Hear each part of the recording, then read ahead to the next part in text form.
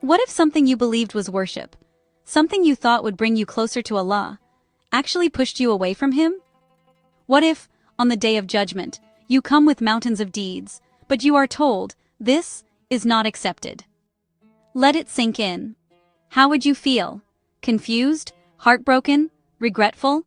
Dear listener, this is not a small matter. This is about your hereafter.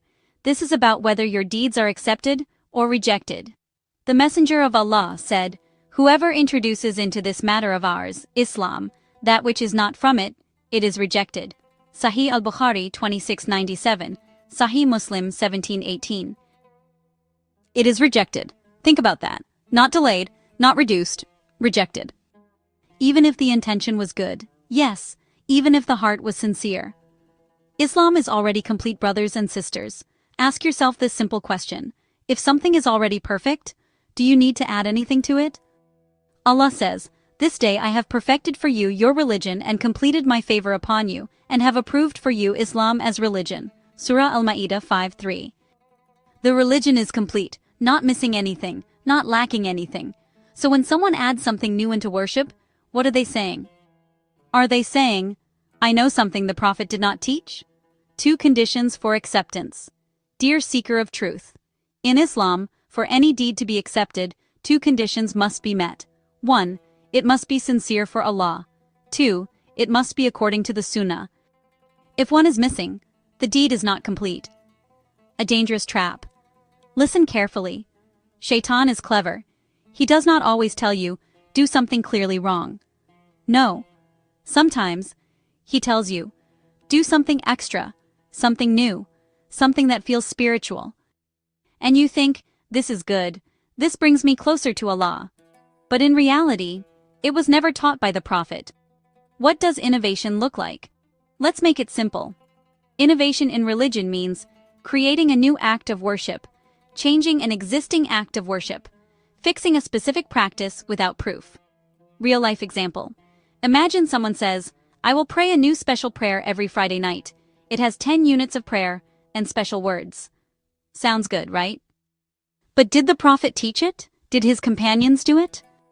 No. Then what does the Hadith say? It is rejected. The way of the Prophet. O you who love the Prophet, ask yourself honestly, did he do this? Did his companions do this? Because truly, they loved Allah more than we do.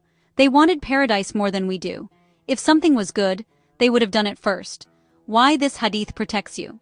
Dear brothers and sisters, this Hadith is not here to make life difficult. It is here to protect your deeds. Because imagine spending your whole life doing something, and then finding out it was never accepted. On the Day of Judgment, you will not care how people saw your deeds. You will only care about one thing. Did Allah accept it? Not how beautiful it looked, not how many people followed it, but, was it correct? What should you do? Dear friends, before doing any act of worship, ask, is this from the Qur'an? Is this from the Sunnah? Did the companions practice this? If yes, hold on to it tightly. If not, leave it for the sake of Allah. A powerful reminder, sometimes leaving something is more beloved to Allah than doing something extra. Because you are choosing obedience over emotion, Sunnah over opinion.